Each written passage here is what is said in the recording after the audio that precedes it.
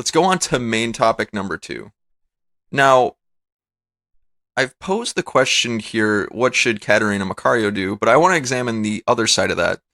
Should Racing Louisville draft Catarina Macario? Now, I mentioned this earlier, but I'll plug it again one more time. The NWSL draft is going to be coming up this Wednesday, January 13th. It'll be at 7 p.m. Eastern Time, and the NWSL is going to stream it on Twitch, which I love. It's really nice because it's easy to access.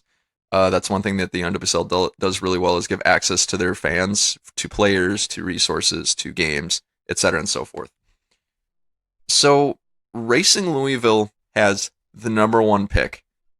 Catarina Macario, in my opinion, is the best player in the draft by far. Meaning, and I think a lot of pundits and analysts would agree, naturally then Racing Louisville would probably want to pick up Catarina Macario. But should they? This really depends on the situation. This really depends on what Catarina Macario does or says. So there's 3 different options here. Catarina Macario might not decide on by draft day. She might not decide, I'm going to play in the NWSL, I'm going to play in the I'm going to play overseas. She might not even decide by draft day. The second situation is she could decide by draft day to play overseas.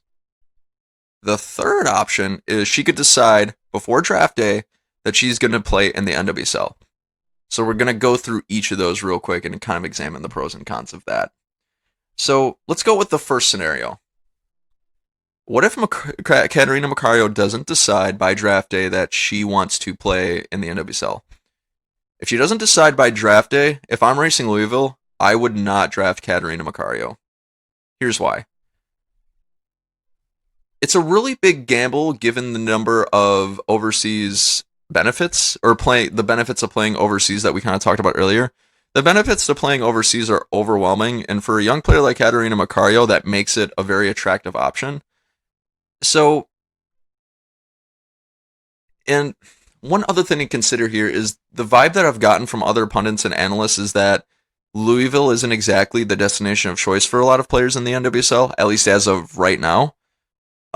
Which I would argue, why did the NWSL build a franchise if players don't want to play there? But that's a topic for another podcast altogether.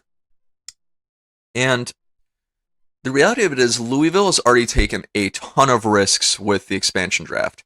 They drafted Tobin Heath and Kristen Press, which it seems like what they're going to do is they're going to try to take their playing rights and flip them for a profit if and when they do return to the NWSL, which that in itself is a big gamble that they have to hold on to for a long time.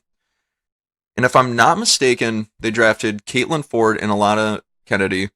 Alana Kennedy permanently signed with Tottenham, so that gamble has not paid off for them. So now they just hold on to a player's rights that's not going to play in the NWSL. So that investment is basically goose egg unless Alana Kennedy comes back. Let me double check if Caitlin Ford was picked up in the expansion draft. I swear she was. Let's see here. Sorry, guys, I got my laptop right next to me.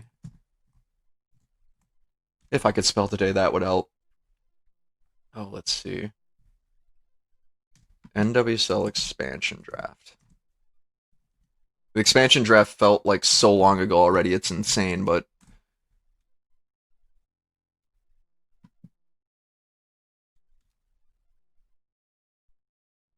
they did. Yeah, so they selected her playing rights. And did they select Alana Kennedy's? I'm sorry, guys. I should have definitely known this going into the podcast episode today. Let's see here. Alana Kennedy expansion draft.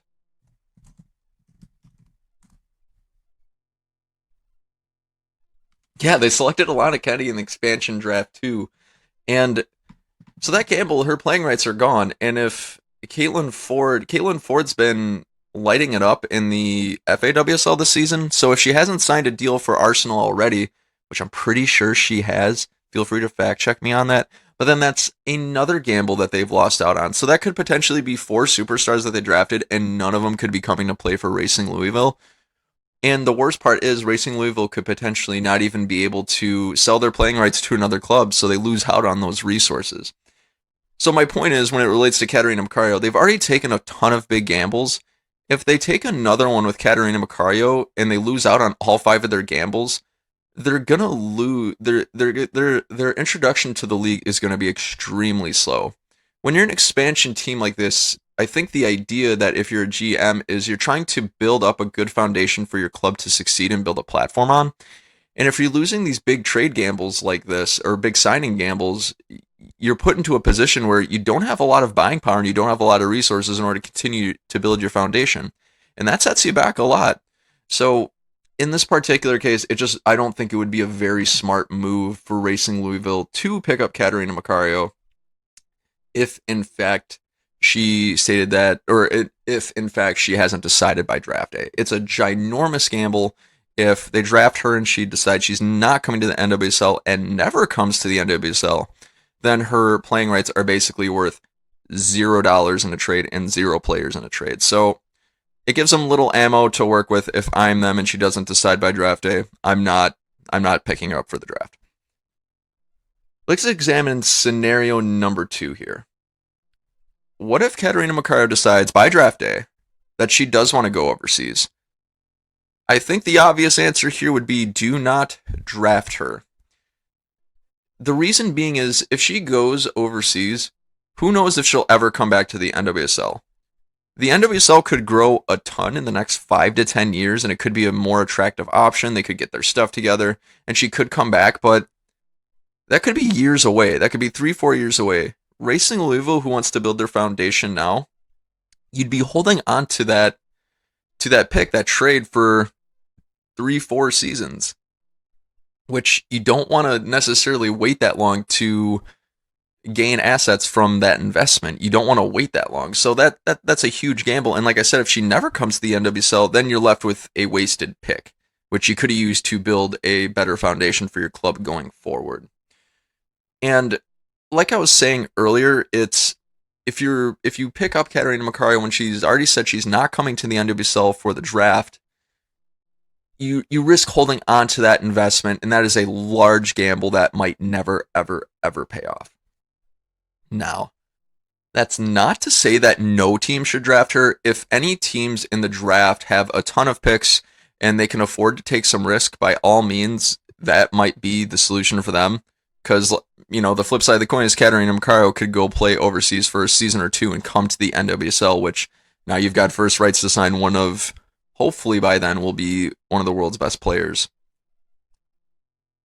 But that's actually another consideration too. What if Catarina Macario goes, say if Racing Louisville pick up Catarina Macario's playing rights, she plays overseas, she plays really poorly and tries to come back to the NWSL. Well, now they've got this player who's in really bad form, and they'll have no choice but to include her in the squad because they probably wouldn't be able to sell her playing rights. So there's that too. There's that particular aspect.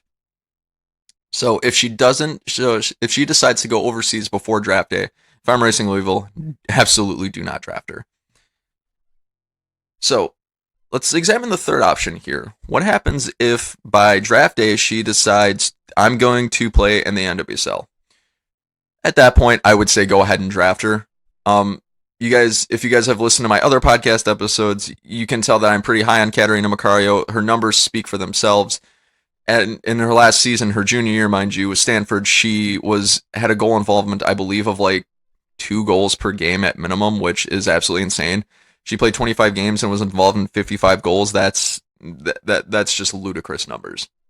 There is an argument to be made. Now, I think Catarina Macario has a lot of potential building off of that too. A lot of hype, builds a lot of stock, like I mentioned earlier. There, of course, is the argument that, hey, she's only played collegiate ball, and when you translate that to a professional setting, it doesn't always pan out. That's a very valid argument. That's very true. Catarina Macario could go play overseas, she could flop, and she could be a really bad player. It happens to a lot of players over time. My counter argument to that is every pick you have in any draft, or whenever you really sign a player, whether you're overseas from, say, players from overseas, they graduate from their academy and they get signed at the senior squad.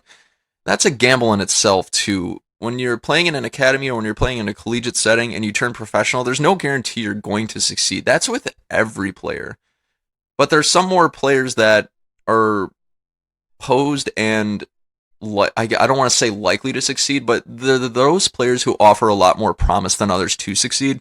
I think with Catarina Macario's collegiate numbers, there's so much promise and potential involved that it's worth the gamble in this particular case if she does decide to enter the draft. So obviously, if she decides to enter draft, if I'm racing Louisville, I'm picking up Catarina Macario with my number 1 pick. So let's kind of recap that a little bit. So there's 3 different options that can happen. Catarina Macario could not decide by draft day at all what she's going to do, in which case, if I'm racing Louisville, I'm not picking her up. She could decide by draft day, I'm going to go play overseas, which in racing Louisville's case, again, I wouldn't pick her playing rights up. The third case, which if she decides by draft day, I'm going to play in the NWSL, then I would go ahead and draft her. There's a ton of upside. There's a ton of promise with her. It's worth, I think her upside is so much that it mitigates her risk dramatically, and I think she'll have a very successful career no matter where she goes. So that'll do it for the second main topic, guys. What are your thoughts about Racing Louisville's situation? Do you think they should pick up Catarina Macario? Do you think they shouldn't? Do you think that she's going to live up to the hype that she has surrounding her? I think Vlatko Andonovski is pretty high on her too. Otherwise, he wouldn't have been picking her for like the last 2 or 3 camps. I believe he's picked her every camp since October. So the last 3 or 4 consecutive camps. So I think there's a lot of promise for Catarina Macario, and I think she'll be great. But I want to know what you guys think. Jump down in the comments below.